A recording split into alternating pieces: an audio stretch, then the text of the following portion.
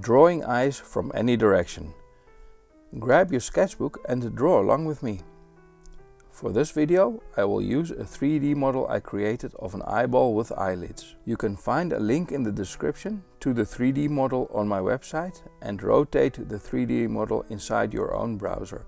For this video I have recorded a video with a session where I rotated the eye, but you can rotate it yourself also.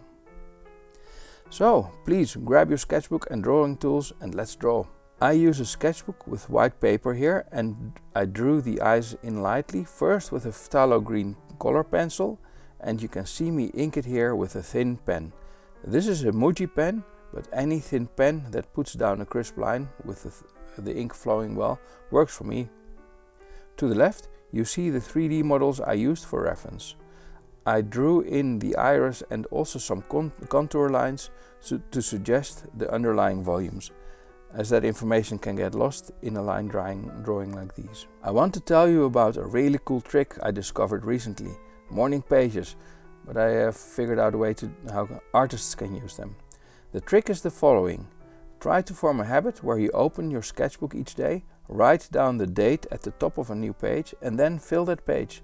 Note that the idea is not to make good drawings or to write well if you feel like writing that day, but just to fill a page. That's it. That's all you need to do to have a daily creative habit. Because here's the secret. If you sketch a lot and if you try out many new things, of course many things won't look good in your sketchbooks, but occasionally you will be surprised by what happens in your sketchbook. Something won't come out as intended, but you might like it anyway. Some artists sometimes call those happy accidents, especially in the context of working with watercolors. They call that. Watercolor can be temperamental and have a mind of its own. But if you use your sketchbook in this way, by adding a date at the top, it becomes a bit of a diary. And a diary is of course a habit. Do you have your drawing tools? Great. Start by writing the date at the top of the page and draw along with me as we draw these eye models. I used to write the date on the sketchbook pages after I had filled the pages. This is valuable in itself because if you run into these pages after a few years, you can really see how you have grown as an artist, and that can be really valuable and really cool. It may sound strange, but as small as it seems, there is a difference between putting down the date before you start filling the page or after it. If you do it after, it is as if you're saying this page is allowed to exist and it is allowed to be recorded. Whereas if you write it down before, it is as if you are promising yourself that you will fill that page. Try it, it might turn into your new go-to daily drawing habit. Even though I don't manage to do morning pages every day, I do manage to do them often, and it is very satisfying to have a filled page. It gives a sense of accomplishment. I did something that day. You draw day in, day out, and you see all the mistakes in your drawings, and you sometimes don't know how to fix these just yet, and it can be frustrating, it can be disheartening, it can be demotivating. But when you then flip through your sketchbooks and you see the older drawings, you can see that you grew a lot as an artist. Writing the dates on your sketchbook pages really helps. I have this crazy habit of jumping from sketchbook to sketchbook. I might want to try different drawing tools on different paper, on different sketchbook page sizes, or I might switch between large studio sketchbooks, which can be large because I don't have to carry them along, to smaller sketchbooks which I can carry along with me.